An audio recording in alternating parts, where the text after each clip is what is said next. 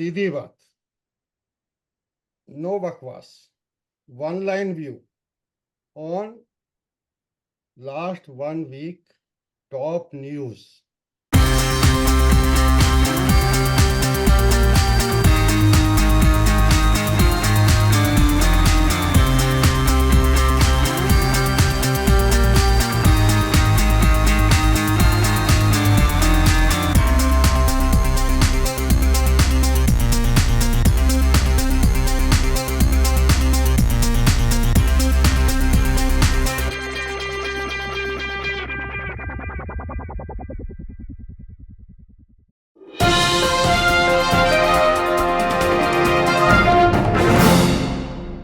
अपनी टिप्पणी दें।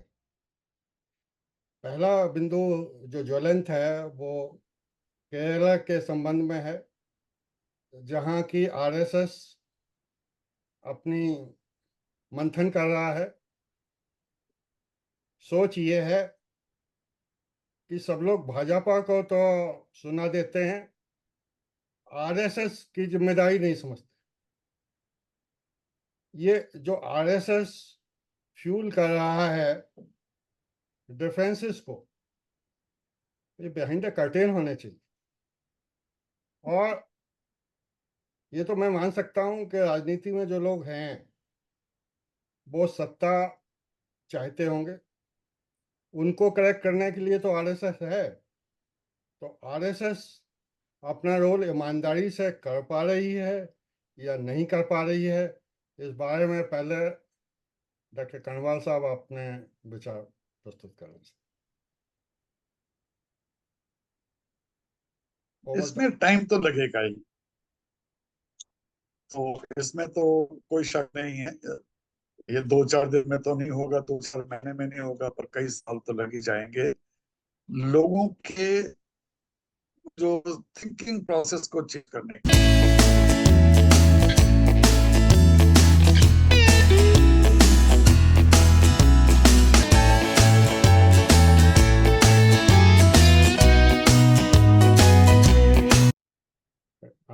संजय सक्सेना साहब, इस बारे में आप अपने व्यूज बताइए कि ये आरएसएस और बीजेपी के झगड़े से देश कमजोर हो रहा है, ये उचित नहीं है।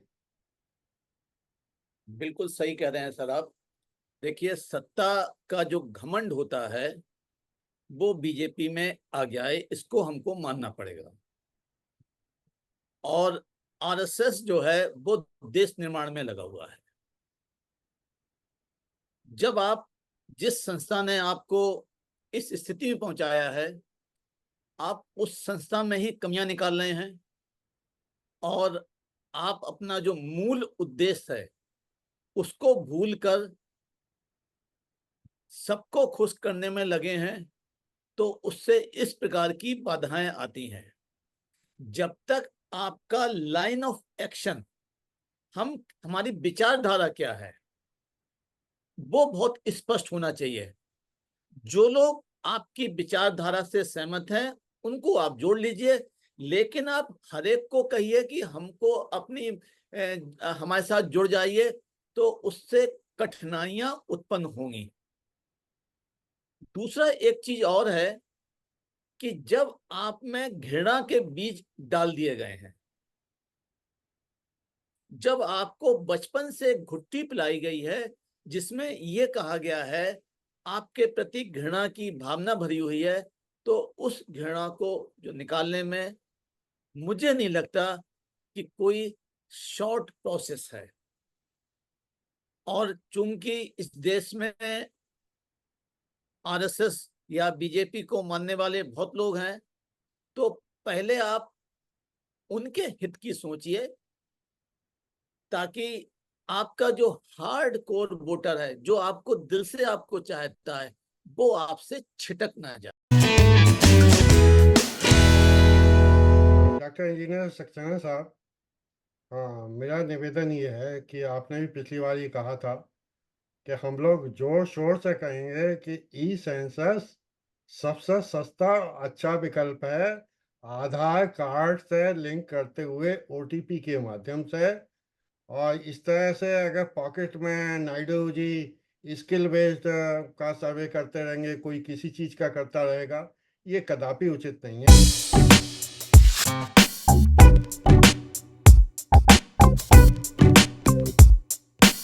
लेकिन उसमें जात के साथ साथ बहुत सारे अन्य बिंदु हैं, उन पर भी जनगणना होना चाहिए। पहली बात तो यह कि अब देश स्वतंत्र हुए लगभग 75 साल होने जा रहे हैं, तो उसमें पहले तो ये स्पष्ट हो जाना चाहिए कौन पिछड़ा है, और जो संविधान बना था उसमें आरक्षण किस आधार पर दिया गया था।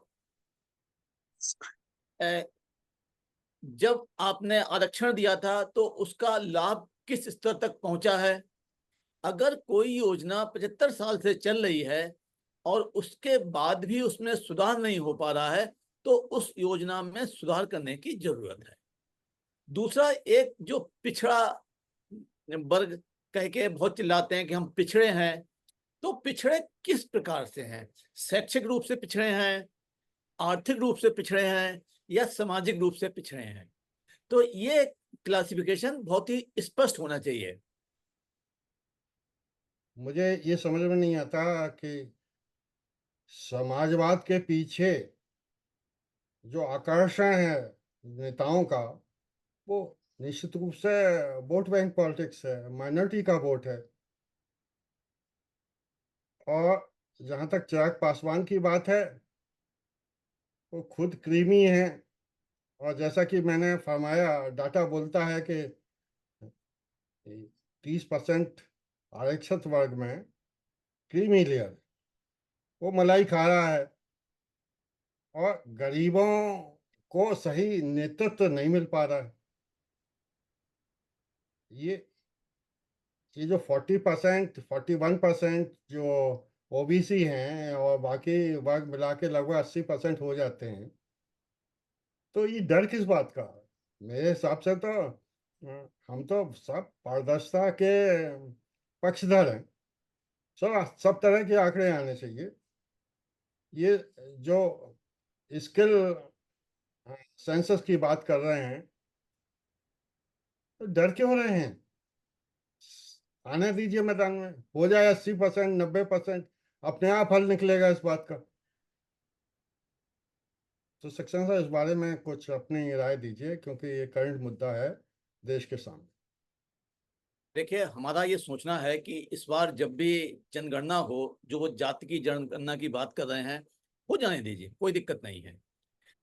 अगर मान लीजिए शैक्षिक रूप से पिछड़े हुए हैं, आपकी आय ज्यादा है, तो शैक्षिक रूप से पिछड़े हुए क्यों हैं? आपके पास जमीन भी बहुत है, तब भी आप अगर शैक्षिक रूप से पिछड़े हैं तो क्यों हैं?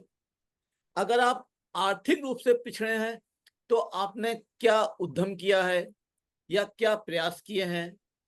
अगर मान लीजिए आप अपने आप को ये कहते हैं कि हम हमेशा ही पिछड़े रहेंगे, तो कैसे आपको हम अपलिफ्ट करेंगे? ये उन्हीं से पूछा जाना चाहिए।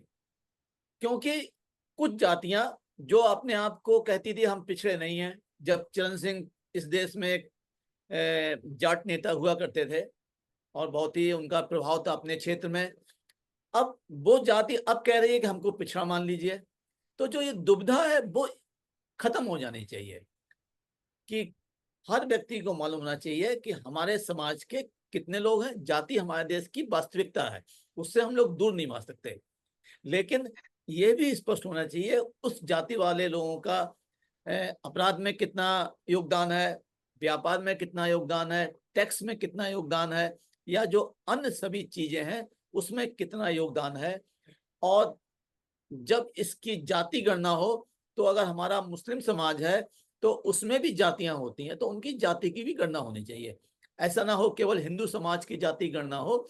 जो भी धर्म है उसका कॉलम लिखें और उसके बाद जातियों का उसमें लिखें, तो हमारे हिसाब से कोई दिक्कत नहीं, हो जाने दीजिए।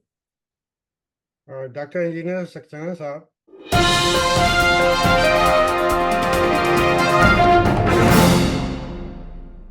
नहीं है। Now we switch over to next topic, Dr. Karnwal साहब, this is your topic.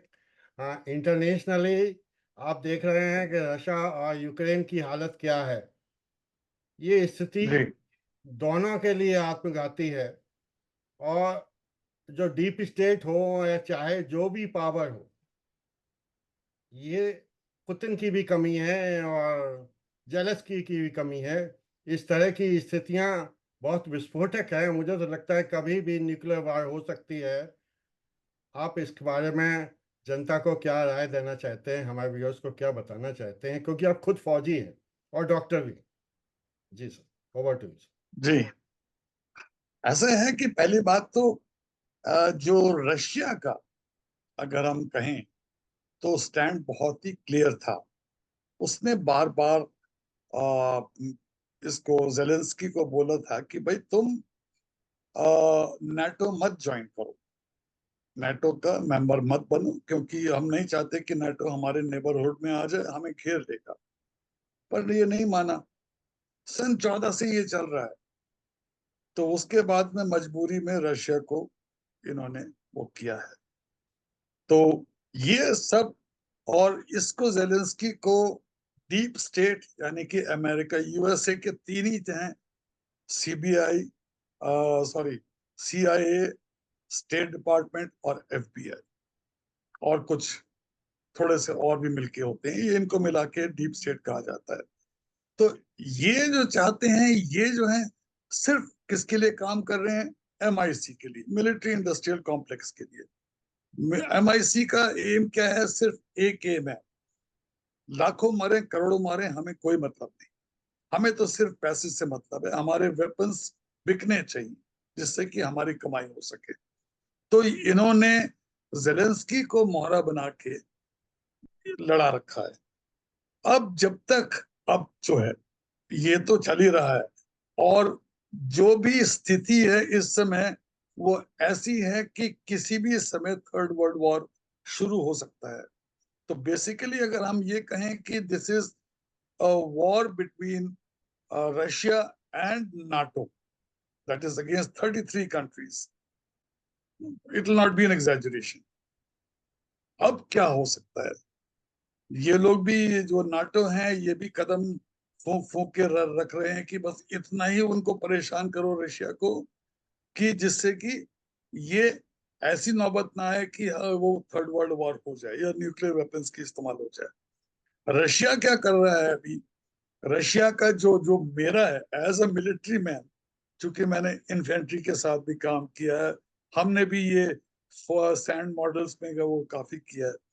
तो ये जो है, इनका ये जो है कि ये तो एक तरफ तो ये इसमें घुसे चले जा रहे हैं, इसमें धीरे धीरे यूक्रेन में अपनी टेरिटरी कैप्चर करते जा रहे हैं। एक तो ये हो गया। दूसरी तरफ इन्होंने, जो मेरे को लगता है कि जानबूझ से इनको बोला कि देखो हमारे तो वही, हमने तो वीक, हम तो हैं यहाँ पे, ये एरिया फ्लैंक हमारा जो है वीक है, आप अंदर आ जाओ। और वो जेलेंस्की उसमें फंस गया, और उसने बिल्कुल एक्साइट होके एकदम से पहुंच गया वहां तक, कुर्स तक पहुंच गया। उसके बाद में बेलग्रोद में जा रहा है। अब होगा क्या? Now they have entered a gunny bag. Gunny bag means opposite है, गनी बैग में उल्टा करके रखी है। अब गनी बैग में वो नीचे तक तो, मतलब ऊपर तक तो पहुंच गए हैं। अब नीचे क्या है? उन्होंने सारी की सारी फौज तो ऊपर भेज दी, कुर्स्क में भेज दी है। तो नीचे हो गई फौज की कमी। अगर आप नक्शे देखेंगे बेलारूस का और ये क्या नाम है, यूक्रेन का और रशिया का, तो आप देखेंगे कि रशिया ने करीब करीब ईस्टर्न जो है फ्रंट, जो ईस्टर्न पार्ट है, उसने पूरा कब्जा कर लिया है। इधर से वो बेलारूस को लाएंगे, इधर से ये यहाँ पे आके नीचे से बंद कर देंगे। यानी कि पूरी की पूरी जो है जेलेंस्की की फौज कुर्स्क में फंस जाएगी बुरी तरह से। उधर से भी मार पड़ेगी, दोनों तरफ से मार पड़ेगी, नीचे से मार पड़ेगी, चारों तरफ से घिर के सब मर जाएंगे। ये उसकी पुतिन की ये है जो डॉक्ट्रिन है। और ये डॉक्ट्रिन पुतिन की नहीं है, ये सेकेंड वर्ल्ड वॉर में भी देखा गया कि जब इसने, जब रशिया ने, जब ये क्या नाम है, जर्मन्स ने जब अटैक किया था, तो जर्मन्स को इन्होंने, रशिया ने आने दिया। रशियंस, जर्मन्स बहुत खुश थे कि देखो भाई, बिना किसी रेजिस्टेंस की, हम चले जा रहे हैं, चले जा रहे हैं, चले जा रहे हैं। कुर्स्क तक ही है ये। कुर्स्क वही जगह है जहां पे कि इन्होंने, उनको रशियंस ने जर्मन्स को फंसाया था, और यहीं पर लड़ाई हुई थी और जर्मन्स हार गए थे। तो अब दोनों में से क्या होगा